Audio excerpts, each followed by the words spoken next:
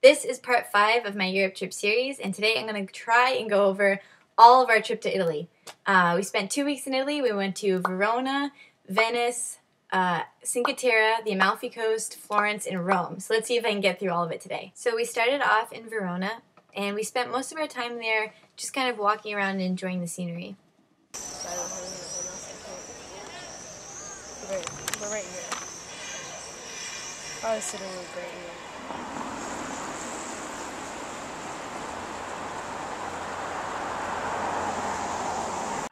One specific place we went was Juliet's house, which I guess the story Romeo and Juliet was based off an actual family, actual feuding families, and Romeo and Juliet were real people. And so we went to her house and we saw the balcony where she stood. And something really interesting is there's like a hallway that leads into the courtyard where the balcony is, and covering the walls, like you can't see a single inch of the walls because they're covered in love notes from people from all around the world. It's just little drawings of hearts and the word love written in a million different languages.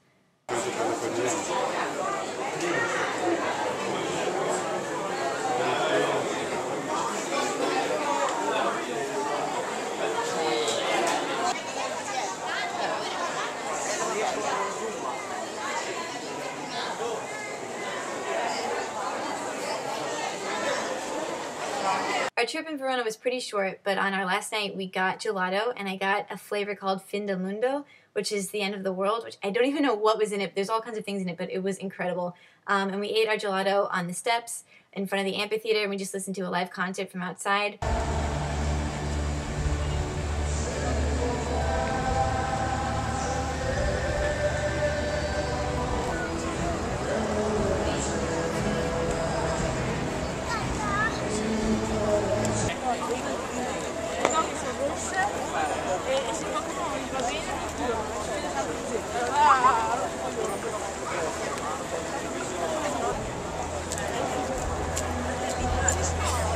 The next day we were off to Venice. We took the local train from Verona to Venice. We actually were staying in a campground a little outside of the city. We had our own little trailer. It was really cute. And so yeah, we had to take a ferry into town in order to get there. And the first night was kind of rainy, but it actually made it seem much more dramatic. And the waves were kind of bigger and they were crashing on the boat.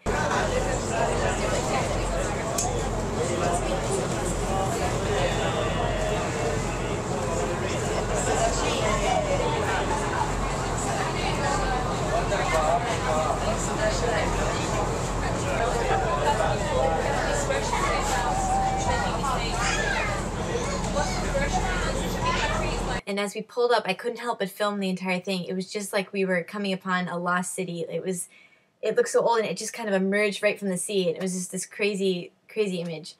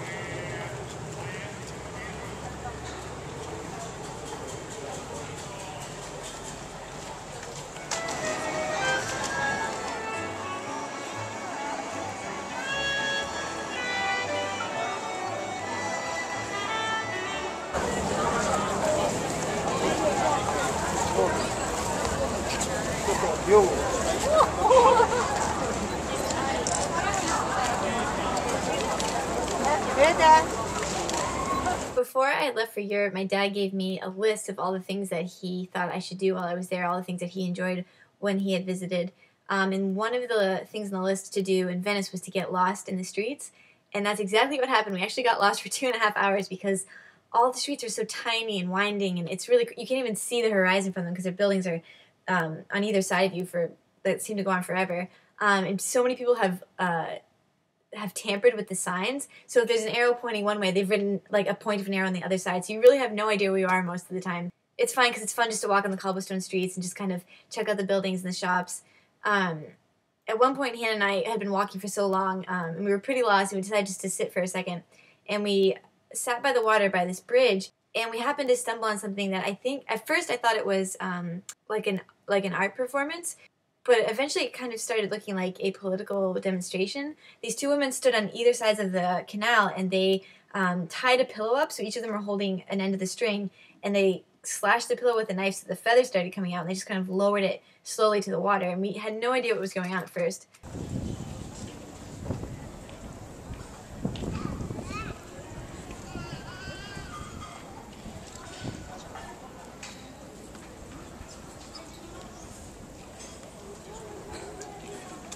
And unfortunately, I didn't get this part on tape, but soon after they lowered the pillow, two police boats came through, and then another official-looking boat behind them. And then two police officers came onto shore and threatened to arrest the two women.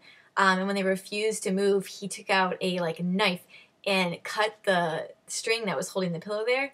And it was really strange. I didn't understand Italian. I didn't really know what was going on. I still wish I understood what was going on. So overall, Venice was really great. It's definitely one of the most unique cities I've ever been to.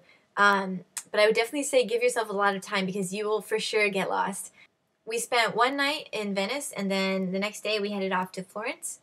Now, in Florence, we had really bad luck with the weather. It was raining almost every single day. And Hannah and I got cooped up in our hotel for most of the time because we didn't have enough money to take a taxi, and we didn't have umbrellas or anything. So we were in our hotel most of the time, and we kind of went a little stir crazy.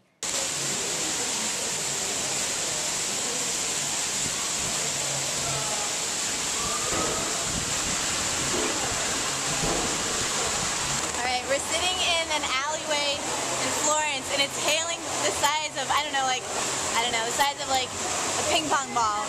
And now the power just went out all down the street. The power went out? Yeah, the power went out.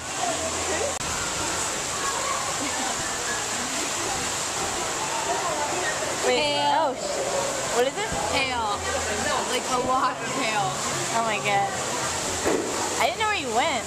Huh? I didn't know where you went. I didn't go around the corner if I could reach it. I'm all wet though.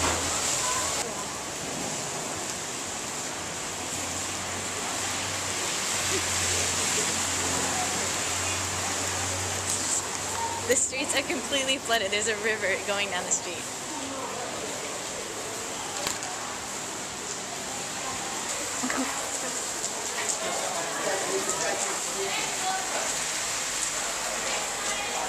Alright, the lights are officially out. And it's only like 5 in the afternoon, but all the power's out in all the streets. I'm really, really tired, and I don't want to get up and turn the lights off. And Hannah won't do it either. But she's going to try to throw something at it and see if it works. I have two things. I think this is going to be the winner. I hope this doesn't explode everywhere. No, it's stuck. I'm going to film the light switch. Okay. Okay, do it.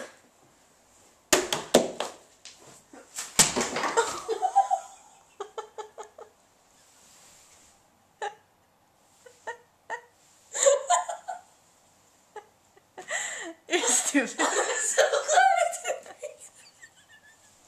glad One try. Don't hit the mirror, Hannah, or you're paying for it. I know, I will pay for it with 7 years of bad luck.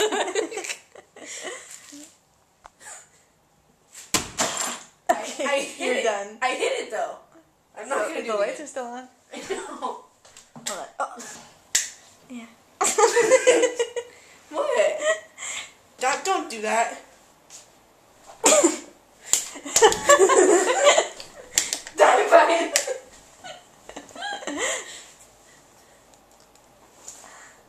Stop.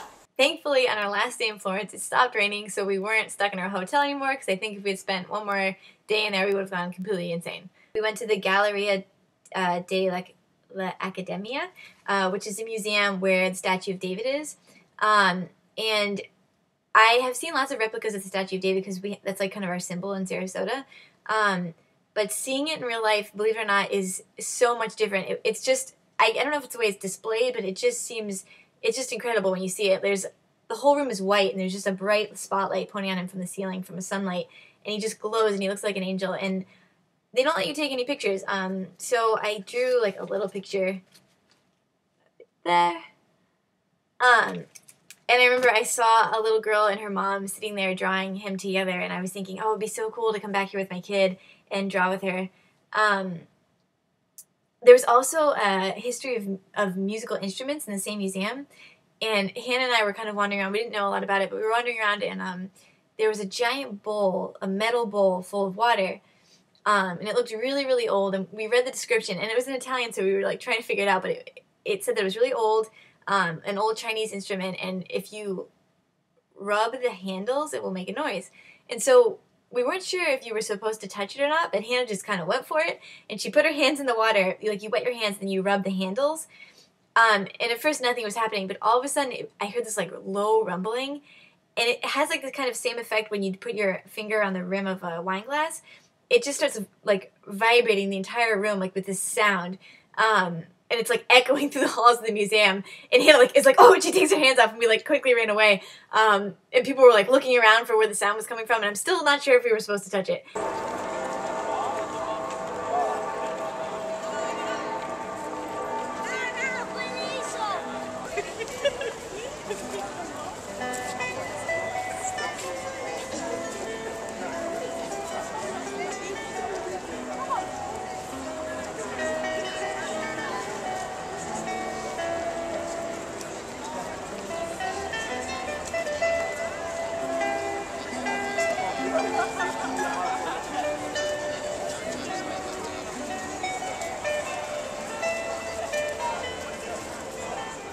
The next place we went to was Cinque Terre, and that was one of my favorite train rides because I remember waiting by my window the whole time, waiting for the ocean to show up. And when it finally did, we just kind of came out of this tunnel, and the train tracks were right on the edge of the ocean. It was this like huge dark blue sea, and the waves were almost scary. They were so big, and it reminded me of the opening scene in Shutter Island. But when we got there, we found our hostel really easily because the town is really small. And the woman who owned the hostel was this really sweet Italian woman who couldn't speak any English. So through a series of like hand gestures and like half English, half Italian words, she showed us to our room and told us about her son who has a great pizza place down the street, and he can speak perfect English if we have any questions. So after Hannah and I like kind of checked in and put our bags down, we remembered that we had booked a hostel for the 8th and the 10th, I believe, but not the 9th. And so we figured once we got there, we would just be able to find a place. So we put our stuff down and we kind of like set off looking for another place to stay on the 9th.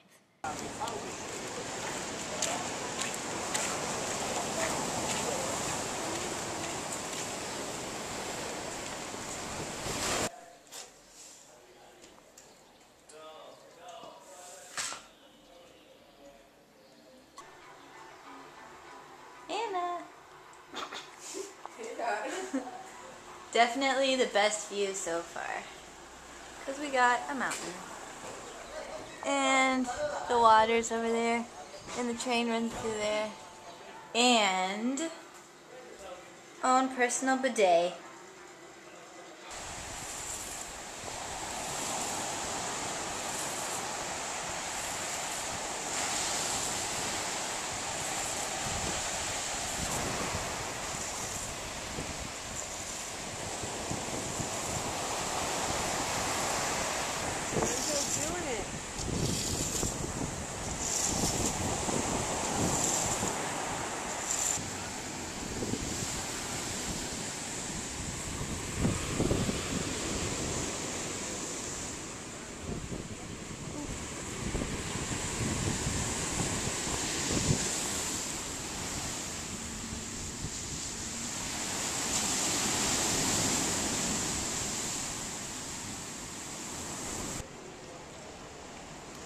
So, Hannah and I don't have a place to stay tonight because we didn't book a hotel for the night.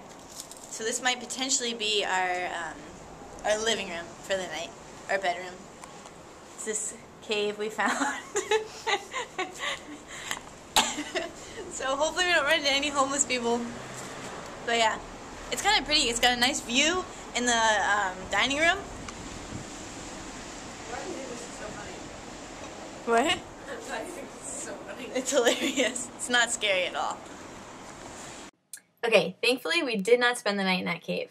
However, we did not find a hostel for that night, so we ended up staying up all night on a bench by the beach, which I absolutely do not recommend ever doing. We were thinking, well, at least we'll save some money, but it was not worth it at all. It was so cold, and it was so difficult to make it all the way through the night. We stayed by a train station, and the trains were so loud and scary at night, and there was like a thunderstorm coming, so we had to stay covered. It was not fun at all. I don't think I fell asleep for 1 second. I was too nervous about it. But we finally made it through the night. Once like 5 a.m. rolled around, we felt a lot better once the sun started to rise. We